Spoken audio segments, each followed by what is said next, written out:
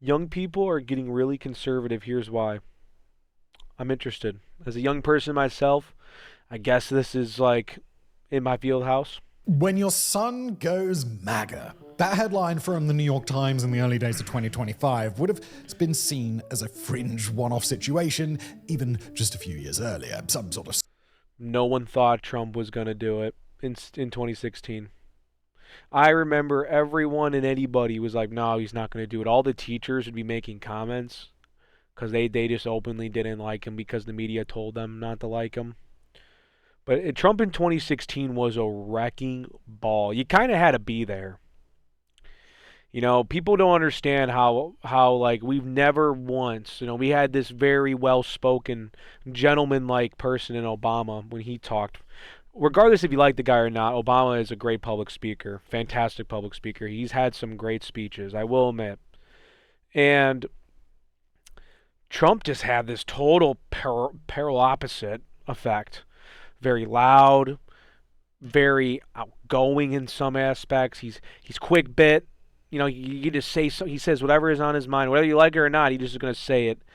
And he had this rally of this like, I'm going to fight the establishment. I'm going to fight all the big business. I'm going to go after them. That's what he was doing. And that's why Republicans really rallied, or at least the voters really rallied behind a guy like Trump. Because we all thought he was going to lock her up. He didn't. And look, I voted for Trump. So I'm not even trying to, I'm just being fair. He tends to be very like, he'll speak very boldly. Now we got to see if he's going to back a lot of it up with the action. But I'm also blaming the GOP on that. And I do have a video where I watched Trump's speech, and I think I addressed that a little bit more in there, and I dove into that. So I'm not trying to dig into this too much because we're focusing on Gen Z. I just wanted to kind of give some of my, get some of that out of the way. But overall, Trump was his wrecking ball, man. No one could stop him. Strange outlier. 2016 Trump. Things ran in the opposite direction, especially in the United States. It was conservative parents who worried that their kids would come Charlie back Kirk, questioning legend. their faith, rejecting their values, and voting left. Today, though, this seems to have all but reversed course. Trump carried young men in the 2024 election by 16 points. Mainly because of Charlie Kirk. He did great. Like, Turning Point is so massive, like, as an organization. He did that. Yes, he had help and people support him, but he created one of the largest youth organizations in the country, if not the largest youth organization in the country. He did something that conservatives for years never had down, was a connection to the youth. And because of that, Donald Trump won the youth vote, specifically with men, but he also won a lot with women. I think 43% of young women, I think under 30, voted for him, somewhere along that lines. But it's absolutely astonishing how great Trump did as a Republican. I think this was the best time since 2008 that Republicans actually got like young people to vote for him. A lot of that has to do with Charlie Kirk. 16 points is crazy, strongest Republican though. showing among young voters in generations. While Kamala Harris still won a majority of the young female vote, Trump made inroads there too. In Europe, there are similar trends. Far-right parties are resonating with younger voters in ways that would have been assumed to be impossible just a decade ago. And now, it's become so common that outlets are publishing how-to guides for liberal parents trying to understand their MAGA sons. Something fundamental. It's wild that parents just simply like, they're so shocked that their child has a different opinion of them because their child was unfortunately not brought up into this, like, the world is great, right? I love America. I always love America. It's the greatest country in the world. But when you're comparing it to years prior, economically especially, my God, it's very hard for us not to want to look and go, who's helping us? Because Gen Z, we're out here, we're drowning. And you know what? To be fair, so are the millennials. So are the Gen Xers. Can't forget about them. We're all drowning out here. What's going on? Why is 50% of the United States budget going to Medicare, Medicaid, Social Security? That's the reason why Doge was so ineffective. They were so ineffective because they couldn't literally touch half the budget. They could maybe tinker with it, but they really couldn't do anything, especially without congressional approval.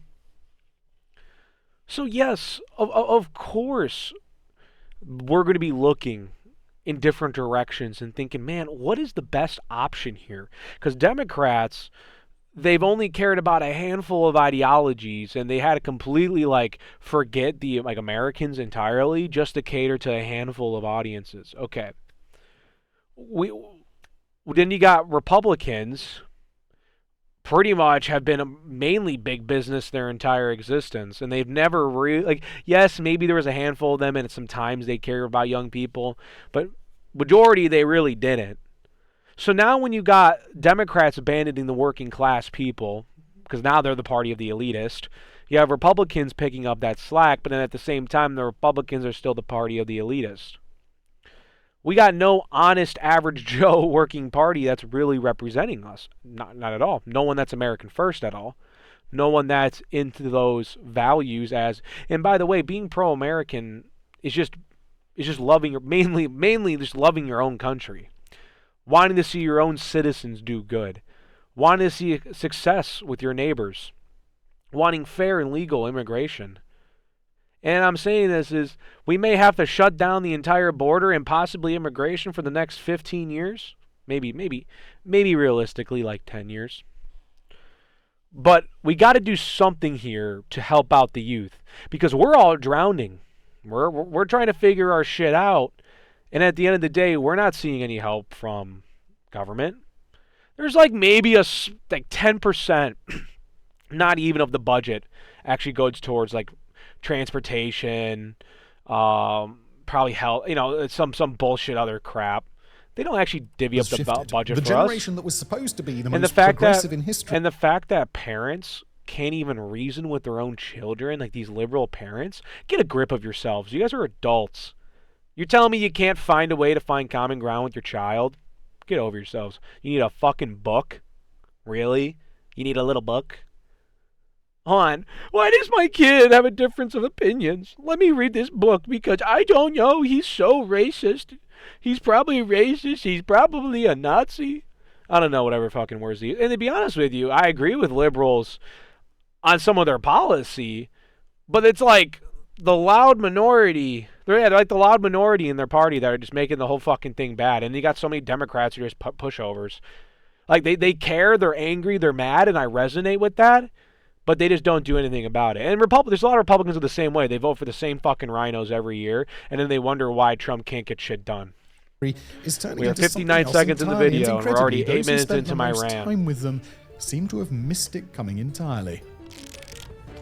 I think he said something there. History is turning into something else entirely, and incredible parents trying to understand their MAGA sons. Something fundamental has shifted. The generation that was supposed to be the most progressive in history is turning into something else entirely. And I remember being told that my generation was going to be so progressive. Coming entirely. We all were told that. You're going to be the most in history. Cap? When young voters cast their ballots in the 2024 presidential election, the results marked a sharp departure from a model that pollsters and political strategists had spent decades building. Young people would grow steadily more progressive than the generations before them, welcoming, inclusive, and prioritizing real action on. And to be fair, that is kind of true to that. So from the silent generation, I don't know, do I blow up the pane here? No, we'll do that later. So we got the silent generation, and then we have the baby boomers, and then we have Generation X, millennials, and then Gen Z. The entire time, it was the silent generation, which is probably the conservative, religious-based, I guess more classic America that we reference in our heads, right? 1950s America. And then you had the baby boomers that were born from the 50s to the early 60s, or after war to the early 60s. And then you had the Gen Xers a little bit after that, and then the millennials started in the late 80s, early 90s. I believe it's late 80s or somewhere in the 80s. And then you got us. And yes, the baby boomers picked up And they said, you know what? Now we're in charge. We want to go more progressive. We want to do all of this change, this social change, and all of these protesting and marches. And you know what? There was some truth to them, right? Um, Martin Luther King did march in the 60s, right? I believe. Yeah, he did. Martin Luther King marched in the 60s. I mean, so there was obviously some good things with that, sure. But then, some Gen Gen Xers, they picked up the torch and they said, we're going to go even farther with your policy. We're going to change this. We're going to change that. We want to push us farther away from religion, farther away from classic Americana. Not all, by the way. I recognize not all, but understand where I'm going with here. And then the millennials picked up the torch. They said, we are going to do what the baby boomers and Gen Xers did, but make it look like just like all in a day. Just make it look like baby food or something like that. We're going to go so far progressive. We're going to pick up that torch and just run. They're just going to keep running.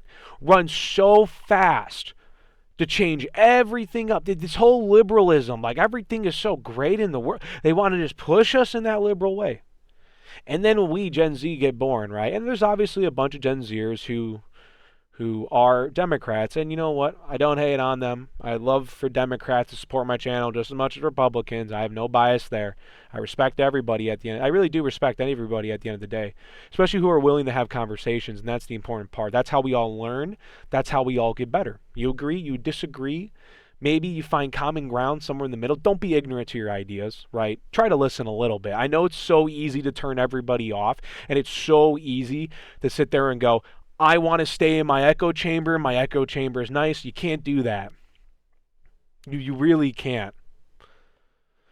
But you got to understand the balance. Issues like climate change. I don't want to keep Even ranting. until recently, young voters had consistently We haven't gotten through the left to video, main and I feel bad. concerns in years gone by were that they I guarantee might be there's people too that are like, oh God, he's just that they talking. didn't vote reliably. As late as 2020, they were predictably Democratic voters. Biden, hardly the personification of youthful Yeah, Biden energy, got the youth. managed to carry them by double digits. The Don't know warning how, signs but he that did. This confidence might have been overstated, to be fair, had been flashing for some time before 2024. Pollsters were seeing the shift in real time. Surveys consistently showed young voters, particularly young men, moving closer and closer to Trump. This was especially the case after he selected J.D. Vance as his vice presidential candidate, who offered a different style of republicanism that resonated with many on the right. When the final results were in, Trump had won young men outright, 56% to Harris's 42%, according to exit polls. Several news outlets quickly picked up that he'd gained. There was nothing Kamala was saying that was pro, man, at all. Every time she spoke, I was like, yeah, she hates me. Sorry. A larger share of voters under 30 than any Republican since 2008. And while men did make up the bulk of the gains, it wasn't limited to them. He made significant inroads with younger women too, even though 41%. the majority still voted for Harris. This wasn't some random anomaly though, nor, is it even a quirk of America's electoral system. Rather, like, I respect why people don't like Trump. I get it. But my one big gripe with Kamala Harris's whole thing as a whole was the fact that she was not democratically elected. You guys were told who you were voting for. There's no debate. I know so many liberals I've debated, my buddies some of them are liberal, I've debated with them on this. They try to come up with all these reasons and why it's okay. No. My one buddy said it's not in the Constitution. I go, that doesn't mean you want to lose your right to vote, bro. That doesn't mean you want to lose the opportunity before. Because when they do it now, they'll do it again. And who's to say the Republicans wouldn't do it too? We have to be careful when we lose these we lose these rights. I don't care if it's not written in document that we don't need the vote for a primary candidate.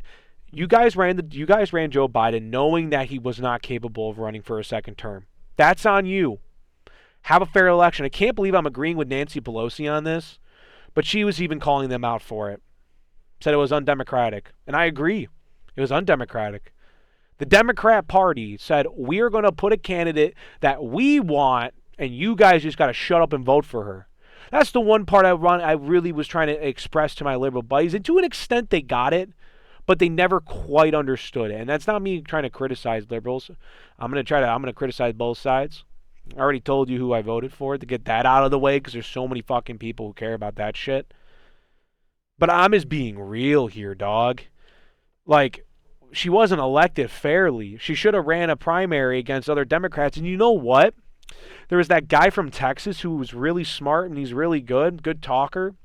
I forgot his name. I honestly think he would have been a good candidate. I think what's his name? But Dean Phillips. He sounded like a good candidate. So you guys had a few guys in your party that could have really done something. I would have loved to hear them at least debate it out because I thought if Kamala would have gone on a debate stage with other Democrats, they would have cooked her long before she would even battle Trump. That's why we would have found the better candidate anyway, but they didn't give you that choice. And for some reason, the people just didn't care.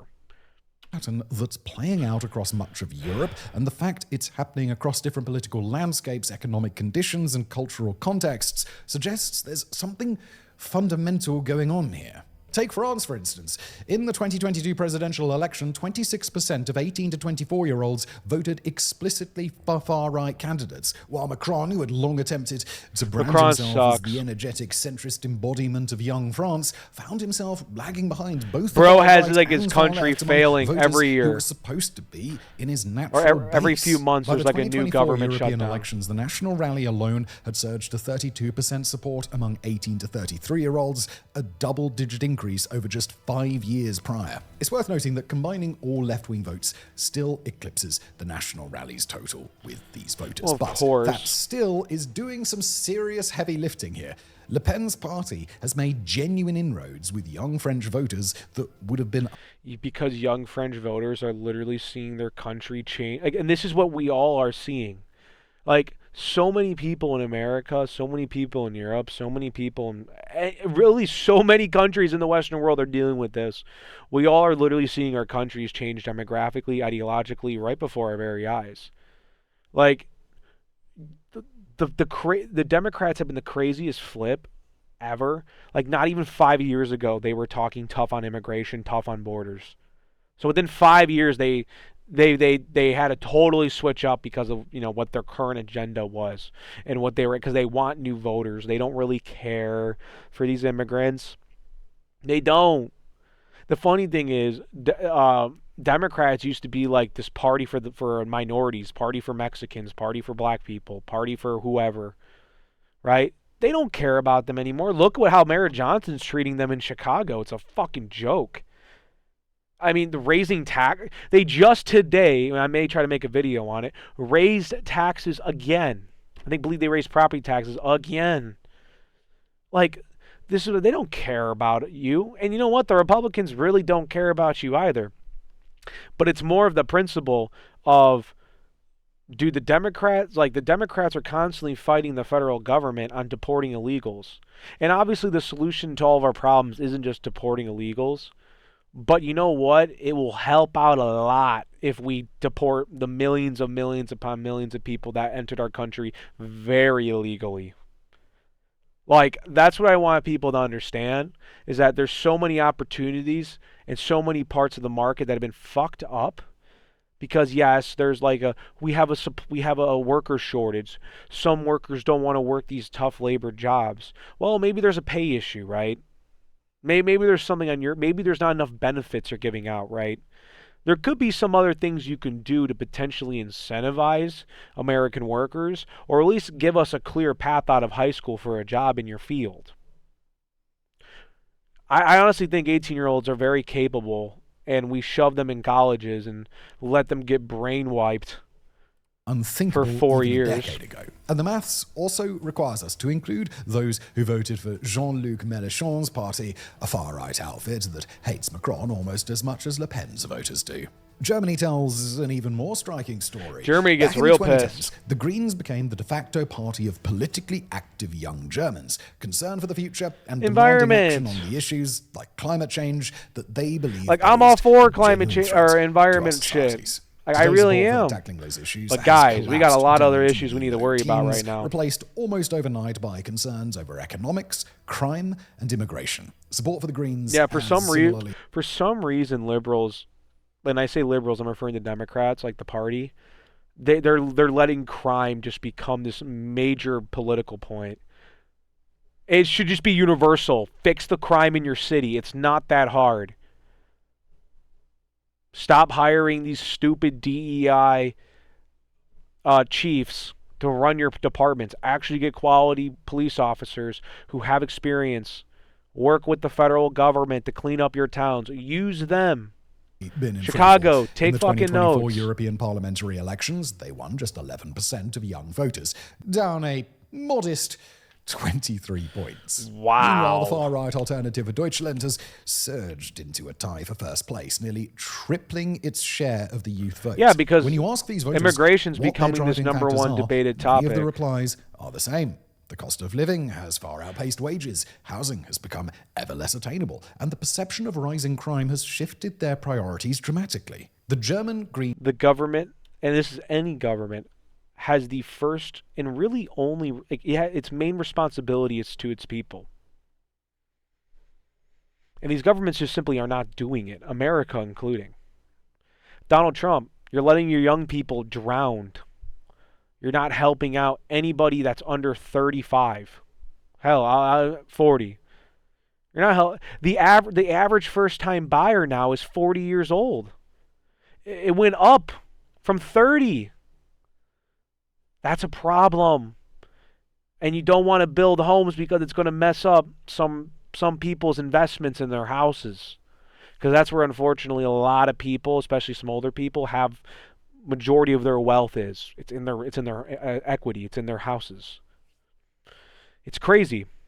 collapse deserves particular There's attention one solution because to it the reveals problem, a and massive it's going to shift be an in unfortunate prioritization that consequence goes beyond any for single boomers party. and people that are Climate older. action Sorry, absolutely dominated political we have to build more activism in homes. Europe and We the United have to. States alike through much of the 2010s, with figures like Greta Thunberg named Clown. Time magazine's Person of the Year in 2019, despite Clown. being just 16 years old. She even managed to land a meeting with the then Canadian Prime Minister Justin Trudeau. Also where a clown. She informed him he wasn't doing enough on the issue. Fast forward to the end of He ruined 2025, Canada. and the issue is Oh a my shell God. of its former self. The share of Germans rating the environment and climate protection as very important has dropped by double digits over the last Yeah, because all those environment protections have literally made your energy prices go crazy. You shut down all your power plants. You guys shut down all of your coal plants, and you have to kind of keep some of them open because you literally have to. But you're still closing some of them because you want to go green. Like Germany, make it make sense. I know you guys are probably screaming at your fucking TV because you get so fucking pissed seeing this. And this is where some of these environmental regulations do fucking kill industry. It makes all these building costs go crazy. But I'm all for protecting the environment, right? Especially for future generations. I want to make that very clear. But we have to have some common sense now. Because we got to work on something to get houses built quicker, because it ain't happening. If that means we got to have pre-built homes or pre-approved homes just to mass produce it, then let's do that. 5 years alone, and among younger voters, that shift has been even more dramatic. When researchers asked Germans aged 14 to 29 what concerned them most in 2024, 41% cited increased immigration and the cost of living. The shift is And even those less do kind that of go young hand in people hand, stopped caring especially when there's about not the enough environment supply. altogether, and more that other issues with more immediate and tangible implications have taken the spotlight. Immigration and the basic cost of living now compete with the environment in ways that they simply never did a decade ago. And crucially, the parties that are talking most aggressively about those issues aren't on the left. The cultural shift.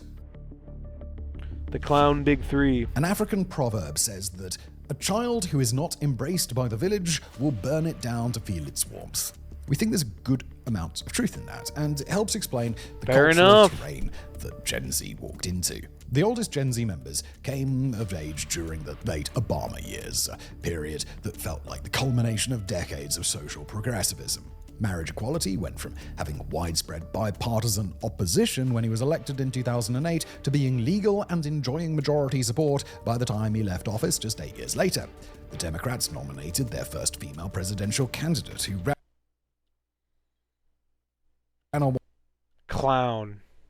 what felt like to many an implicit promise that the arc of history was bending their way. God, she's Hillary herself so spoke of horrible. her campaign as having offered a chance to crack the highest, hardest. God, price. she's so horrible. The trajectory seemed clear toward expanding individual autonomy, changing traditional institutions, and breaking down barriers. By the mid-2010s, the American progressive movement found itself at a similar crossroads. One by one, they had won the major battles, and won decisively. What followed will likely be looked back on by historians as the left being victims of their own past success. Fresh off these victories, they had a newfound confidence to push into territory many Americans found far more contested. Crucially, they oftentimes did so with an intense moral certainty that dismissed or attempted to. They pretty much said, our opinions are great, everyone else sucks, white men specifically, you are the devils of all creation. Anybody who agrees with Donald Trump is a horrible human being. That was their main messaging. That's where they pivoted to. Outright silence those who weren't in lockstep with them. Don't believe us? Don't take our word for it. Let us know who you think originally said the following. After years of neglect, this administration has taken a strong stand to stiffen the protection of our borders. We are increasing border controls by 50%. Obama. We are increasing inspections This is Obama to prevent quote. the hiring of illegal immigrants. And tonight, I announce I will sign an executive order to deny Obama. federal contracts to businesses that The hire great illegal deporter. immigrants. If that sounds like it might have been from Donald Trump, we can't blame you. But it wasn't. That was from former President Bill Clinton during the 1990s. What? Are you kidding me? This is okay. So this is what I was talking about earlier. Democrats used to be average fucking Americans. They used to they used to be the working class party. Like I would sit there and go, damn, I agree with that. I thought it was Obama, the great deporter, because he has had some of those hard quotes, man. I'm not gonna lie. He's talked pretty toughly about immigration back in his heyday. Bill Clinton was the I never would have guessed that at all. State of the Union address to Congress, and it was met That was the with State of bipartisan the applause. Union? He wasn't exactly an outlier on this at the time either. While the Democrats may not have been quite as aggressive on border security as the GOP, they weren't exactly lenient By the way, Bill Clinton is younger than Donald Trump. either. Senator Obama in 2005 went on record as saying that, quote, we simply cannot allow people to pour into the United States undetected, undocumented, unchecked. I want Democrats to like really answer this. Like, why do you guys like have to like fight us on this issue?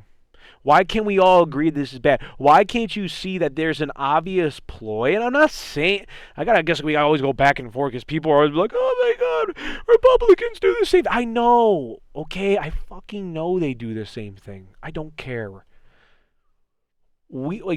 Democrats used to have some pro-American policy. They did. Whether you agree with everything or not, that's up for debate.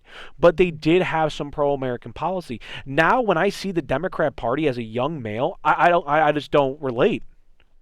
When I see Jeffries just go up there and ramble, and just start talking about some old school race baiting from, going back from 2015, he's just acting like he's just using 2015 language. And I'm like, it's disgusting. I just don't care anymore. Like, I just want the government to help me out. I didn't do anything wrong. I just live here. I was born here. I don't have another country to flee to. Why do you think I care so much? Because I don't want to lose everything. I don't want to lose what made America beautiful and great to begin with. Because that's where the MAGA movement gained a lot of motion, was make America great again. And people wanted that. And now Donald Trump is no different than the guy he was talking about back in 2016. Sorry. He is. He acts no differently now. That rah, fight the establishment, he's become the establishment. And I know Democrats are probably screaming, we knew that from day one. Okay, you're right. We'll give you that one. But I never thought that Donald Trump, to be honest with you, would have the crazy, like, I just, and you know what, he messed up on the Epstein files, and then he messed up on, why am I brain farting on what I was just about to say? Well, fuck it. He argued that in his maybe book, it comes the back influx to me. of, quote, mostly low-skilled workers threatened to depress. He didn't deport enough people. I know that wasn't the one thing I was trying to bring up. What was it? Can't get it. Further the wages of blue-collar Americans. End quote. Yet within a decade or two, positions like those had gone from being well within the mainstream of left-of-center politics to essentially radioactive. Despite his pro-migration stance, the very use of the term illegal in 2024 even landed President Biden in hot water with the left. The Guardian called it dehumanizing, inaccurate, and outdated. He ultimately had to walk it back, saying he regretted the use of the term. The shift wasn't limited to immigration either. Positions on gender and identities that had been relatively marginal a decade earlier. Democrats made that their entire identity. Their entire identity. It just got too much. Became increasingly I'm happy, be whatever the fuck you want to be, just stop telling me about it. I don't care. It's like, I'm so happy for you. I'm so happy for you that you are doing your thing with someone that's the same gender. I don't care. We don't need to be going through this entire thing where it's like this is the only thing we need to talk about. It's like you're put like a lot of people and I would argue probably most Republicans and even those Trump MAGAs genuinely don't care if you are trans, gay, or whatever. They don't care. Doesn't matter. Just stop being this extra bullshit that we know you ain't. Just be your fucking self. Okay? It's all concern for where public opinion actually stood. The method through which the left approached the issues changed too. It was less that these new positions were being advocated for in the public square, but rather that dissent from them began to carry both professional and social costs. By 2021, 65% of college students said that the climate on campus prevented people from saying things that others might find as someone on that was recently on college campuses, 1,000%. You can't say what I couldn't say anything, honestly. I had to bullshit half of my papers because I knew I had some crazy liberal professor that was like just telling me how horrible America was and how racist America was and how everything America is now is just genuinely bad and systematic and whatever you want to call it. It's just, dude, it was AMS 100, this American Studies program. It was horrible. I had to bullshit all my papers. I couldn't be honest. If I was honest in half of those papers and talking proudly of my country and how much I do love my country's history because it shows us from when we were weak, a nation of just 13 colonies. We fought the greatest empire on earth. We defeated them for our independence. They came back in 1812. We said, get the fuck out of here. Our history has had so much. We had a whole civil war, brothers fighting brothers. We fought in 2 great wars. We fought in the first one that should have never started the second one, but it did. We fought in Korea. We fought in Vietnam. We fought in Iraq. We fought in Afghanistan. I'm very proud of my country. I'm not saying I agree with every single one of our moments, because of course we were not great. It doesn't mean we gotta just shove down that America's horrible and I can't just fucking write about how I like my country. It's like a figure that climbs it's much just higher at so some of the most prestigious brainwashed in college. More recent research has painted an even starker picture. Between 2023 and 2025, Northwestern University researchers conducted nearly 1,500 confidential interviews with undergraduate students. When asked whether they had pretended to hold more progressive views than they actually believed in order to get ahead academically or professionally, 88% of them said yes. I'm not wrong, by the way, on that shit. Would be one thing if the people reportedly feeling this way had come to university already holding University is supposed to be this free thought, except if you disagree with me. In many cases, they hadn't.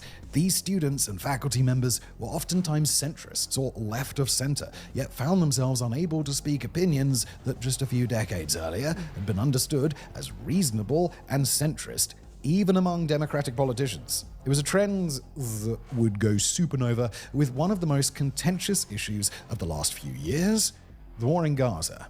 Beginning in April 2024, pro-Palestine protests sprouted up across universities, first at Columbia and then spreading rapidly to dozens of some of the nation's most prestigious institutions. They went beyond merely holding demonstrations too. They began to occupy entire buildings and barricade themselves inside, demanding that their universities divest from Israel. As the scenes intensified, several switched to remote-only classes and partially closed their campuses. Columbia went on to cancel their graduation ceremonies entirely, creating the feeling for many that they were losing control of the situation. For the seniors that year, the disruption was particularly cruel. The college class of 2024 had been the high school. I'm not going to even cap. There's probably, for sure, there's definitely kids who are like, yo, no class. Let me get the fuck out of here. Go protest, woo. But there's a lot of people actually out there protesting for what they believe in. Personally, I'm pro the people of Palestine. Keyword Palestine. I'm not pro Hamas anyway. I think at first when you would have asked me, I would have been like, yeah, no, Israel, like, rightful place to rule. But now what Israel is doing is just totally not right. I don't understand it. It doesn't make sense to me. I don't know why we have to see this level of just overkill. Like, guys, you're just bombing buildings left and right. You're bombing Christian churches. That's where I started. Like, that's where it's because, like, people got to understand a lot of like, there's a chunk of Palestinian Christians, or they're Palestinian Christians. That's what they are. Yes, there's Palestinian Muslims. We all know that. But there's also Palestinian Christians. There's Palestinian Orthodox, Palestinian Catholics. There's a lot of them over there. Israel's just bombing those churches. I don't get it. They're bombing children's hospitals, and I understand that the problem is Hamas puts them in a tricky spot because they hide all their ammunitions and all their bullshit under there. So I get why Israel would have to think of it and have to attack it. But there needs to be a line that you guys got to stop breaking every single ceasefire. And I unfortunately don't think that the solution is just to keep Hamas in power. Like, we need to get rid of Hamas. We just need to say, you are done. In order to truly, because you gotta think, guys, the people who voted for Hamas back in like 2004 when they had their elections, they're most likely dead. I mean, yeah, there's a lot of them there, but a lot of the main people probably died in some bullshit combat, and a lot of the people now that are really born or really been around really haven't voted for this government because of how long they've been in power for. I believe they've been in power since 2006. At some point, we got to just draw the line somewhere and just say enough's enough. Israel needs to stop going crazy over there and stop trying to annex the West Bank and stop trying to annex these certain areas. They got to just stop. I don't care. I'm not trying to go after Israel's right to exist by any means, but you got to just sit down and accept the two-state solution, especially when the United States is just giving you billions upon billions of dollars left and right. All we're doing is forking over money. And that's why I get so annoyed with this. If you switched out Israel and just say it was, I don't know, let's pick some really Western country. Let's just say if it was the United Kingdom. Okay? Right? Take out Israel, put the United Kingdom in there. I would not want to see billions of dollars go to the United Kingdom. I want my money that we have homeless. We got homeless military veterans. We got druggies. We don't have insane asylums. We don't have rehabilitation centers. We don't have food banks that are really good anymore. We have really nothing set up for young people for a prime success anymore. Houses are too expensive. Our deficit is out of control. So we have all these other problems, and that's why really, like, most Americans don't hate Jewish people individually at all. You can disagree with the religion of the book. That's fine. You can debate that. Theologically, there's always been debates. But at the same time, we see some things in Israel that are not good. And then when we are being told that this is our number one ally and we have to listen to this and anything we do, we have to just shut up and feed them money. No, we're not going to give them money. I want to invest in our own country. We got a lot of issues here. And I know this for some people, this is a very touchy subject and they just would rather avoid it. And sure, this may ruin my career, I guess. But I would like people to understand that I'm very much against the government. I'm never against the people. I'm sure there's a lot of I'm sure there's definitely a lot of individual good Jews. There's a lot of them. They're great people. It's the problem is when it's this radical Zionist government that's making everyone's issue harder. And on top of it, when everyone looks at APAC and they see all the influence it has, and Netanyahu's coming over 5 times in America, like what? When have we had foreign I don't know, man. Maybe I'm just not expertise in this. But when have we had all these foreign politicians just coming over left and right like 5 times in a year? No, I don't think ever. 2020. And it's like he comes over and Trump's just like, yeah, we're going to bomb Iran again, part 2. It's like, bro, what are we doing? And this is where Don's messing up big time. I think that's what I was trying to say earlier, was that his support, he's like this undying, unwavering support for Israel, which I can understand as an ally, right? Like, I can get that. But at some point, we literally passed $300 billion, or I say billion, could have been 300 million, one of the two. We just literally, right before the government shut down, we made sure to send, approve a budget to Israel to send money. So we bipartisanly got together, Democrats and Republicans, bipartisanly got together and said, yep, no, we're send the money. And then they look at our deficit and they go, oh, well, we don't have any way to afford this. And they're just sending money overseas. And not just Israel. It's all over the place. And that's what people need to understand. It's not just Israel. It's happening all over the place. Israel just happens to be brought up right now on a higher volume because of the current war. This war has definitely irritated a lot of people. Their senior proms and graduations cancelled because of COVID. And after getting through I hope my thought made that, sense there. They ended up missing their other graduation because of the radicalism of a small percentage of their classmates. Into that void stepped conservatives with a message that really did start to resonate. Texas Governor Greg Abbott was sending state troopers to clear the encampment at UT Austin within a matter of days, and many other Republican politicians were pushing for restoring order on campuses. The irony of all of this really should hit home. Gen Z should be a natural constituency for the left. And yet, here we are. But cultural issues are only half the story as to... I think I think Gen Z especially, yes, there's definitely Gen Zers who still support Israel, but I would probably argue now in America, probably most of Gen Z doesn't support Israel. Not saying they all support Palestine or they all support Hamas, because that's the government right now. But I would definitely argue that's like a Democrat-Republican unilaterally agreed opinion.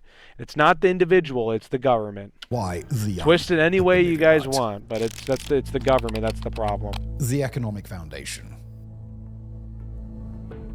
On paper, this generation has every reason to be the most left-leaning in modern history. They're the most heavily impacted in terms of student loans and the cost of living. Perhaps unsurprisingly, everyone's recent broke. Gallup polling has shown that net favorability of capitalism among those aged 18 to 34 in the United States has swung from positive by 46 points to negative by 11 points in the last 15 years. And to that point, economic progressivism has shown some genuine buy-in with the group from the consistent backing politicians like Bernie Sanders enjoyed, along with more recent rises like that of... Bernie probably would have beat Trump in 2016, or had a good shot. Driving that aren't new, though.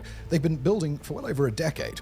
Sanders' rock star status dates back to his 2016 presidential bid. He absolutely dominated with young voters in the Democratic primary, trouncing his opponent Hillary Clinton with numbers like winning the under 30 vote in Iowa by 84 to 14.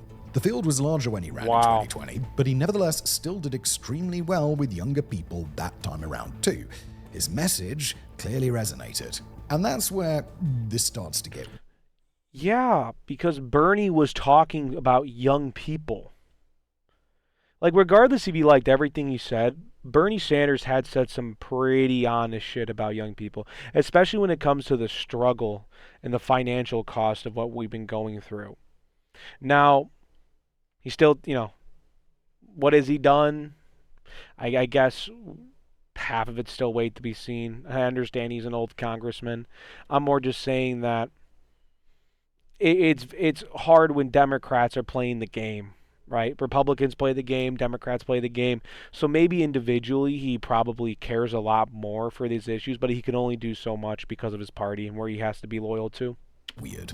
None of the indications we see show young people moving in the ultra-free market direction of the past generations of conservatives in the United States. Quite the opposite, actually. By all accounts, they seem to be moving rightward through a combination of disapproval of current left-of-center politicians, who they believe to be out of touch and ineffective. Yeah, I agree. They are out of touch. Reforms in spite of the right's traditional economic policies, not because of them. The frustration runs deeper than any single policy or administration. You can still be pro your country and adopt some socialist policy. It's not the end of the fucking world. Growing up, Americans are overwhelmingly taught that the formula to success is quite clear. Stay in school, get a degree, work hard, and economic prosperity. Not working, not Gen working, Z not followed working, that not script working. to a T, taking on unprecedented amounts of student debt to afford their degrees. It's what they did to mold us, to convince us, to tell us that this is what you need to do.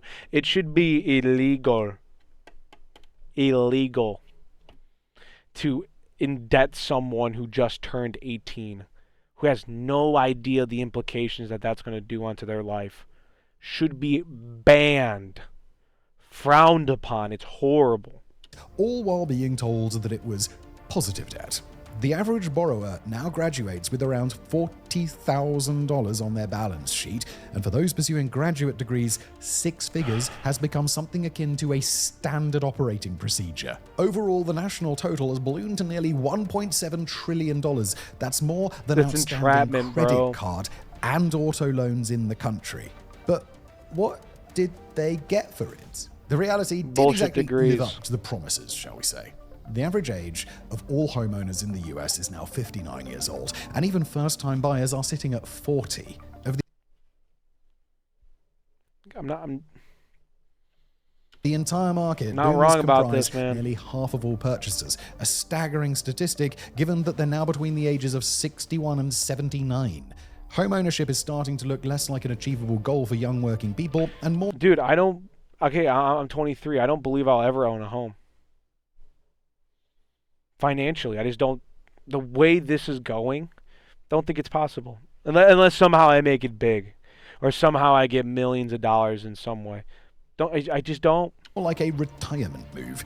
Renting, meanwhile, hasn't exactly spiked either. The share of young adults living with their parents has climbed Dude, two to different levels apartments, not they seen raised since prices the both Great times. Depression, with over half of 18 to 29-year-olds That was just in a 2-3 residing year in window? their childhood homes. By all accounts, young people haven't been this locked out of the system they grew up in for decades, and while they hardly And they wonder why we're fucking angry.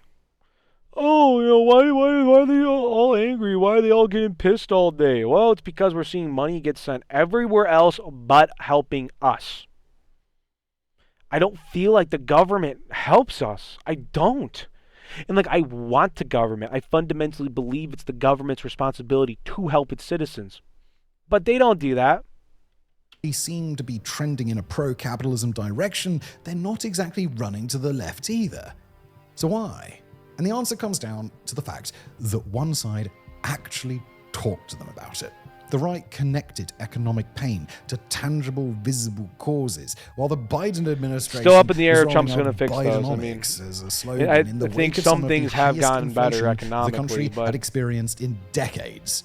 Trump, I think meanwhile, inflation's was all a too little happy to bit talk down, about not too inflation on sure. the campaign trail. He went on record as attributing his victory down to the like border and grocery 5%. prices. Eggs are Whether or not he down. had solutions that would actually impact people was far less significant, given the Gas is down in a approach shitload from of the states, except in administration. my corrupt The state. pattern held across the pond too. In Germany, the AfD tied economic anxiety directly to refugee policies, while the multi-party coalition in power was spending considerable effort covering climate commitments that, however well-intentioned, Blubber, did blubber, little to address the blubber, squeeze blubber. people were facing on a day-to-day basis. In France too, the National Rally campaigned relentlessly on the cost of living alongside immigration, while Macron's centrists came across as increasingly out of touch with what ordinary people They were going want to through. just stay in their little bubbles and think everything's okay when the people are struggling. We have the largest wealth gap ever in history. The rich are getting richer, the poor are getting poorer, and the middle class is getting depleted. And all of Gen Z is just waking up and going, wait a minute, I just got here. I can't do anything. I have to bust my ass till I'm 65, break my back just to consider buying a home? Probably by the time we get there, they're gonna Social Security will be gone, and they will also be raising the working age till probably like 75. Off the excuse that people live longer. Now, the populist right Maybe aren't the 70, only who ones knows? to have benefited. We've already mentioned guys like Sanders and Mamdani in the US and Jean-Luc Mélenchon in France. And to that we can add Die Linke in Germany and Zach Polanski in the UK. Clearly, the populist left has also received a substantial bump from the collapse of the centre. But for whatever reason, the left-wing bump hasn't been as great as that seen on the right. As to why that could be, well, we've got a few theories. Let's hear them. The meaning vacuum. Oh, religion. Mm-hmm. So, we've established that Gen Z's been dealt a rough economic hand, and that they've come of age in an environment where their loudest peers would actively try to silence and ostracize them for not holding the correct opinions. To be clear, most young people weren't part of that vocal enforcing minority. Hell, many of them weren't even political. But until very recently, it absolutely felt that if you were young and didn't hold views on stuff like immigration and trans rights that are socially very left-wing, you could be demonized for it. You were demonized for it. I was literally in high school in the big woke era, and I was in the music department. A lot of great people in that department, by the way. There was. My teacher was a good guy. We used to have debates, me and him, back and forth. Obviously, he was a liberal. I was not. We agreed on some issues, but we disagreed on a lot of issues. I genuinely, I was literally gone after because I was the guy that on my Instagram, I would maybe post the Trump stuff on his Instagram story. I just maybe a quote Donald Trump said, or maybe a repost from a speech or something along that line. I literally went from being like some people's best friends to they generally never wanted to talk to me again. So yeah, I was demonized. I was gone after. I was attacked. I'll never forget when this one person, when I wasn't there one day, and the teacher asked everyone and said, hey, where's Steve? He's not here, you know? Where's Steve and his brother? He's not here right now. My brother and I, we were like sick or something. And this one girl, happened to be black, was like, oh, those racists? They ain't here. We don't need them. That ass is what she said. Now, I literally, not even like a week prior, I drove that individual because no one wanted to pretty much drop her off. Like, people were like fake friends with this girl because she was just a problem. But I was like, you know what? I'll be nice. I don't want to leave you stranded here after practice, and I know the custodian wants to get out of here. Drove her and I think her sister home. And then they were like, oh, well, can we stop at Wendy's along the way? And I was like, I don't care. Go. So I stopped at Wendy's, dropped them off at their home. The next week I got called a racist, or when I wasn't even there. And I never said anything bad, all because I was agreeing with Donald Trump. Do you see what I mean?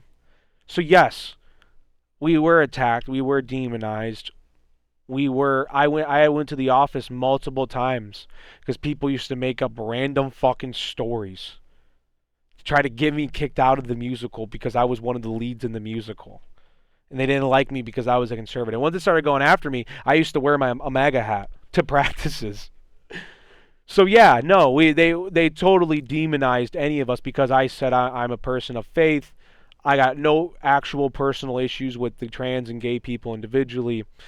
It's just, it could be you could be doing it better. Now, I really don't care if you're gay at the end of the day, and I'm not going to force people to be straight. As a Christian, I would love anybody to come to the Church of God, but I don't force that upon everyone. I understand that not everyone will go, and that's fine. We live in a free country. Be whatever you want to fucking do. Be whatever you want to be.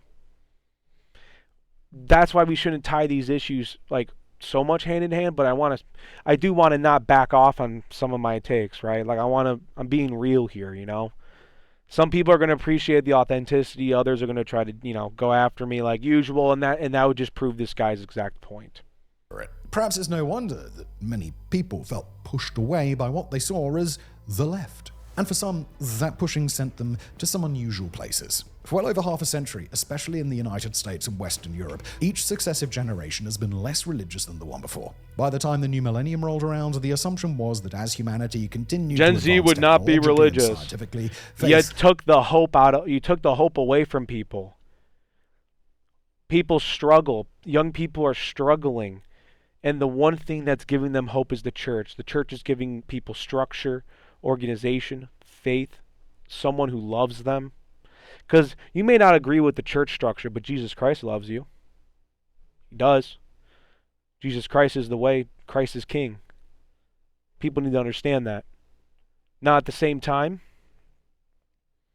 some people are going to have a harder time finding that. And that's okay. Some people find it later in their life. Some people find it sooner. But I think a lot of people are finding it sooner or finding it comforting is because we're losing hope. And when we believe in something that's bigger than us, something that gives us community, something that gives us an aspect of safety, of comfort, then yeah, it makes total sense why people will gravitate towards that when your government doesn't help people out. Would fade, a holdover from a less enlightened age. In attempts to appeal to a younger, more socially liberal generation, Protestant churches across the states and much of Europe began to amend long-held doctrines on matters ranging from divorce to marriage for gay couples to immigration. It may have stemmed the church never should have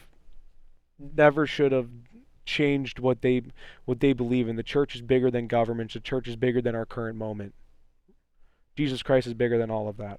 But it didn't exactly catch on well. By the latter part of the 2010s, religious attendance was nearing all-time lows.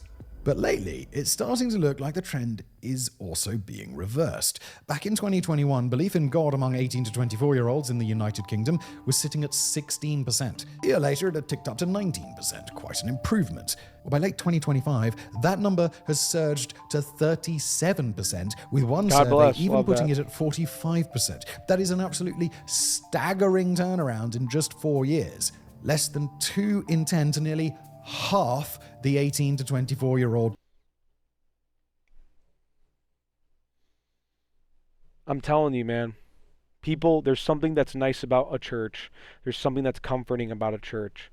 It's traditional. It doesn't, and that's why I don't agree with the church changing all of these doctrines. Is that when I go to my church, I like it how it's bigger than what's going on in the world. It's different. It doesn't have the noise that everything does and the online, what's happening online. I go to church, there's a calmness, there's a peacefulness. Population. Perhaps even more surprising is what denomination they're turning towards. It largely isn't Catholic the and Orthodox, or equivalents seeing the bulk of the growth. It's rather Catholicism, the church that didn't throw some respect on orthodoxy, change doctrines on women's ordination, on same-sex marriage, or a whole host of other issues. Of Gen Zers in the UK, Catholics are now reported to outnumber Anglicans by a 2-to-1 margin, according to surveys based on Anglican Church has changed. They just had this woman leader, and her very, very first decision was like, yo, let's be more inclusive towards everyone. Let's spray paint the fucking church. Are you serious? With graffiti. A similar pattern is emerging in the United States, where for the first time in decades, more people are joining the church rather than leaving, and parishes are reporting increases in conversions by 70 and 80% over just a few years ago in certain areas. The converts come from some surprising directions. Many were agnostics or liberalism. Ardent atheists. That's what's happening. Keegan Lennion, a 28-year-old convert who went from the atheism of Hitchens to the church, put it bluntly, "My generation is watching things fall apart. Things all seem to be going wrong in greater society."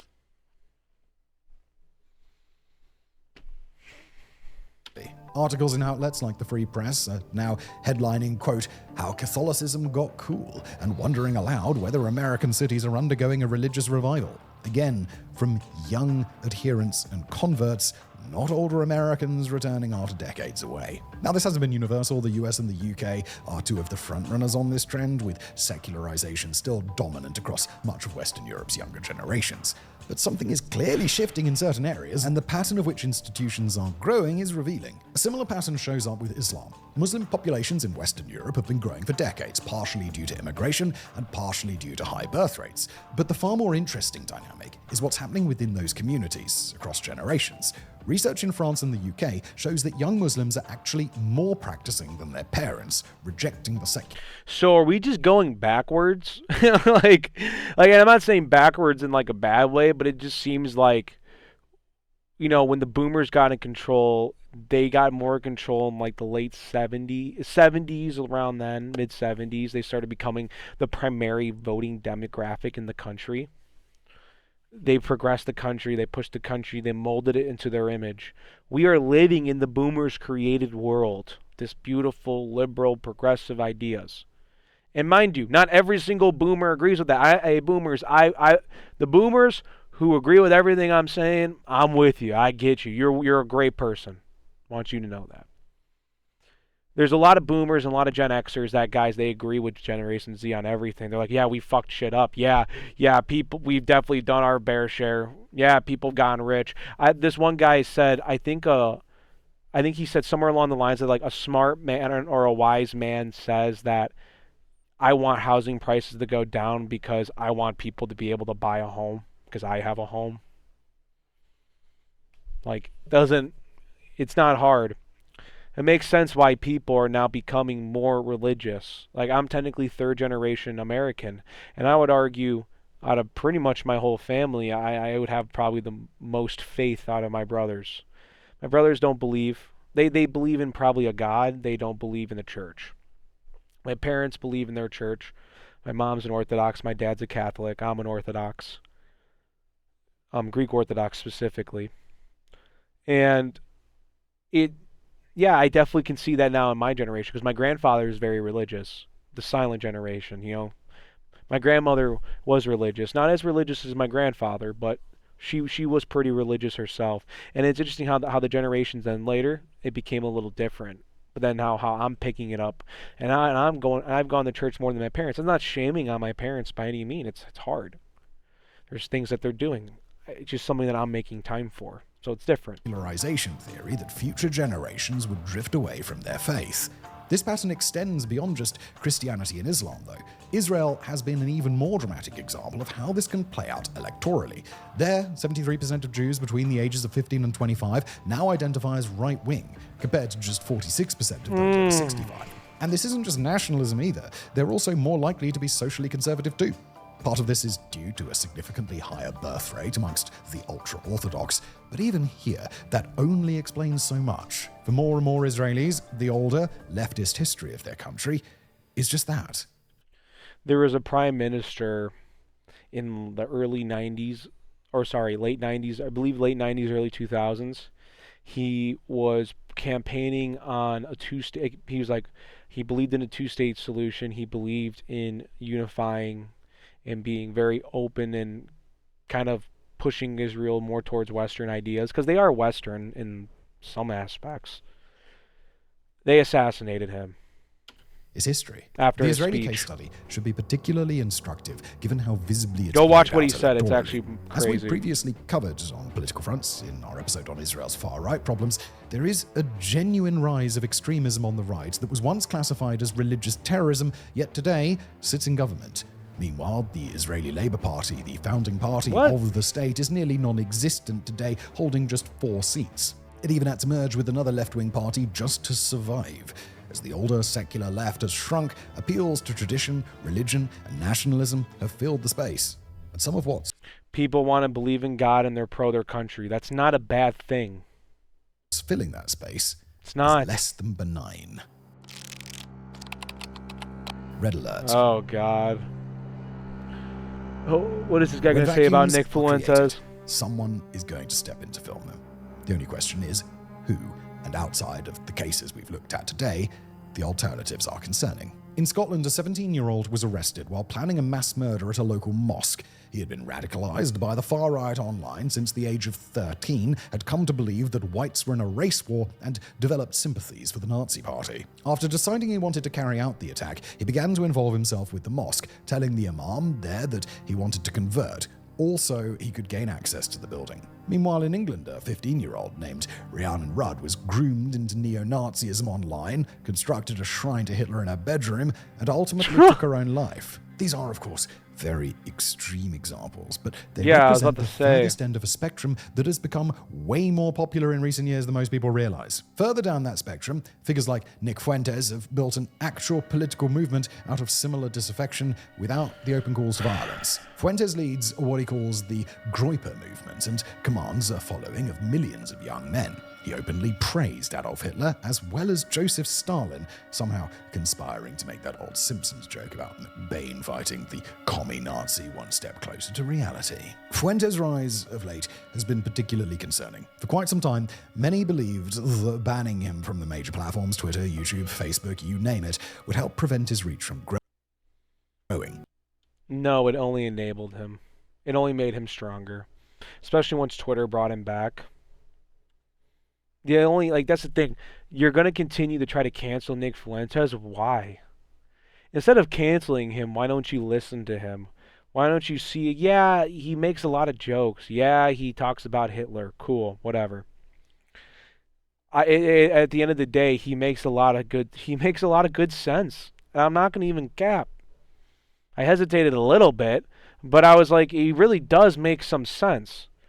And yeah, he can ramble on about whatever the fuck he wants to ramble on about. Dude, I got my hot takes, so does he. But to sit there and shun down every single one of his opinions, in my opinion, it just defeats the point. You're literally proving him right by not engaging with him and by shutting him down because you can't debate him. And look what happened with Charlie when people disagreed with Charlie. So we've seen this before. And yeah, did maybe the death of Charlie Kirk kind of give him more of an opening to take the limelight? Sure. Happens. It's part of life. It's an unfortunate part of life. But to sit there and hate on Nick Fuentes and just totally rip him, shut him down, not listen to him, it's just a joke. Come on, is it supposed to be a free country? You should be able to. But it has to be recognized that we live in a different age. You should be able to say what you want. Elon Musk, which has since reinstated Fuentes' account, has led him to amassing an enormous following. He live streams freely on Rumble, bypassing YouTube. Rumble's a free speech platform, and so is YouTube to an extent. Yeah, obviously there's some issues with YouTube, but it's like everything. YouTube entirely. Conservative writer Rod Dreher recently reported that between 30 and 40% of Republican staffers under 30 in Washington might be either Groypers or Groyper adjacent. While not easily verified, a lot of people are just want their country to be strong again. That's really it for the movement. And then there's the likes of Andrew Tate, less God. Ideological and more primal. He too has been banned for years from the major platforms and is currently facing charges He's on of Twitter, I trafficking thought. and rape in Romania, with the UK prosecutors adding 21 additional sex I don't know if he offences to the streams on list. Rumble or anything. None of that slowed him down, though. According to a 2023 survey by Hope Not Hate, nearly 8 in 10 British boys aged between 16 and 17 had consumed his content. By the way, I believe he's from Luton Town. I think I've said that before. He's from Luton Town. I believe he can run for Prime Minister. There's an opportunity here for something to be really funny. And nearly half of them viewed him positively. A third viewed him as a role model. Tate's appeal rests on a... I think it's really more sitting that like men just want like when people bring up Hitler, when people bring up Andrew Tate, they bring up guys, with Nick Fuentes and all that stuff. I think people just really are craving just strong leadership. Like, I think people love democracy and we don't want to see that change. I love democracy. But at the same time, I think people are like looking at their governments and they just really want someone who's going to speak their language and just tell them that we're going to fix the problem. And if Democrats or Republicans, one of them can pick up that idea, you'll literally win the election. That's how you'll do it. First, the Republicans, you can win 2026 by you actually doing what you promised and get your shit done and start passing laws and prove it to the American people that you're going to do the job that you were elected to do. Because what's going to happen in 2026, they'll switch over. It will. People just want real leadership. People want someone who's going to say, yeah, I love my country. And J.D. Vance is trying to do that, if you guys notice that. He's been trying to become a little bit more matter of fact. Like he already kind of was when he was talking, but he's talking more bluntly now. Not saying I agree with everything, but look, he's talking more bluntly now. Complete inversion of the normal morals of the modern world. Dominance as something of a virtue, flaunting extreme wealth, women as property, and violence as a foundation of respect. While he doesn't have a political movement per se or a coherent ideology, he nevertheless offers a radical alternative that grants people something nobody else seems particularly inclined to give: permission. He gives permission not to apologize, to take what you want in the world because it owes you nothing and will give you nothing unless you seize it. Now, what he's granting permission to are some of the worst inversions of our moral order that we can think of. But for young men who feel like they've been told their entire lives that they're the problem, that we have message lands differently than it would have just a generation ago. And the concerning thing is, once people have bought into this alternative worldview, it's really difficult to get them back. Mainstream interpretations just simply fall flat. No one trusts the media. Conclusion. Alright, so where's this all leave us? Well, one of the most unsettling things about everything that we've discussed today is just how little people in power seem to care. They give speeches condemning the likes of Fuentes all day long, but when it comes down to the issues that are really driving people to support him, they almost always go suspiciously quiet. Blah, blah, blah. Now, all this chatter. does appear to be playing out differently in the US than it is in Europe. Trump's inroads with younger voters are currently looking like they may have been something of a one-time thing. His approval rating has slipped considerably with the group, and as we've covered previously here on Political Fronts, because he just won't release the Epstein files for some reason. Like, we know that he could maybe be in it. I think if there was anything serious, the Democrats would have well used it by now. But at the same time, dog, you literally said you would be the party of transparency. You'd be the party to release the files, and you're not. On the possible civil war in MAGA, there are real fractures emerging in his coalition that We could did watch reshape this video the and landscape reacted to considerably, it. and plenty on the right are already vying to capitalize on that shift. But in Europe, the trend shows little sign of reversing. The parties that were unthinkable a decade ago are now pulling ahead of the center-left and center-right ones that dominated elections in yesteryear. This is where the uncomfortable question gets raised that neither side of the political spectrum so far seems particularly eager to address. What happens to a generation that was promised the world through a very clearly laid out series of steps, often built their lives accordingly, and still had little to show for it? Whatever you may think of the hard right, it's at least talking to them. In politics, perception is reality. And if you're explaining to voters why they're actually wrong, you're almost certainly going to be voted out of office. It seems that lesson has yet to be learned by many. Yeah, I think this video has some good points, some things I didn't really agree with.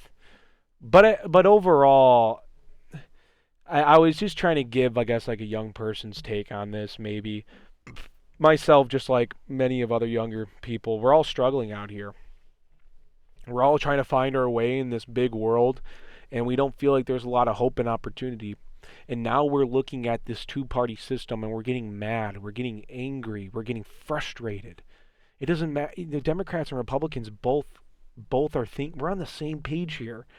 We're sick and tired of our government forgetting about us. We're sick and tired of talking about Medicare, Medicaid, Social Security, and we're not hearing enough things that are going to help us out right now in this moment. I'm not saying down the road we can't fix those things, but we're not doing enough. And yeah, when you're going to get people, when you're looking at this, because this is the problem, you got Democrats that agree that the Democrat Party's a joke. Republicans now finally, I think Trump's relationship with Israel, and Trump's I'm trying to find the word. His relationship to Israel and his doubling down weirdly on the Epstein files are the main two catalysts for why I believe his base, specifically young men, are gravitating towards Nick Fuentes, and they're kind of getting mad at J.D. Vance, and they're kind of getting mad at Donald Trump. I still believe that we need to give them time to get things done, but look, you're not going to have much time left when 2026 is coming up here less than a day. So you guys need to get your shit together, Republicans. I'm not saying going alt-right is the answer. I'm not saying going alt-left is the answer. But I do believe there's going to be a moment here that people are going to want change.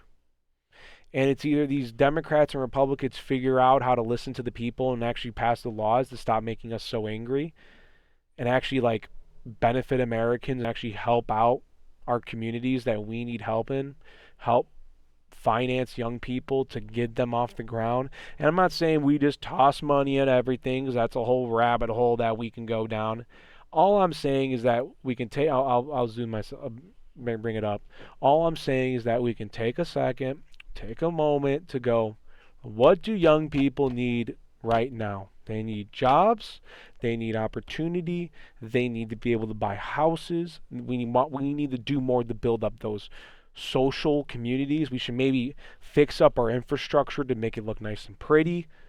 Like, I mean, there's so many things that we want to see in our country, and when money's getting poured everywhere else and it's not getting invested in our own people, it's sad, it's depressing, it's frustrating. And then they all sit there and look at each other like, man, I wonder why young people are so mad at us. Doesn't really make sense to me. I don't know. I can rant about this topic all day. I honestly felt like we hit a few hot topics in this video. If you guys did stay long for this hour and 15, thank you so much. If you guys like what I talk about, you like what I do, you like how I'm just kind of opening the door. I'm trying to have conversations about things, guys. I'm trying to just, have fun. I'm just trying to talk and have, just say some opinions and it be that. So if you guys do like what you do, please like, comment, subscribe, share the video, do whatever you guys need to do. I always appreciate the support. Thank you. I try giving like my Gen Z opinion onto this. Maybe it helps some of the older people understand maybe where we're sitting at. I hope you guys can see where I'm coming from. I hope people agree to disagree, right? It's always good. So thank you guys for watching. Have a good one. Have a good new year if I don't post a video by then. Be safe. Don't get too fucked up. Have a good time. Get home safely. So, all right, guys. Love ya. Have a good one.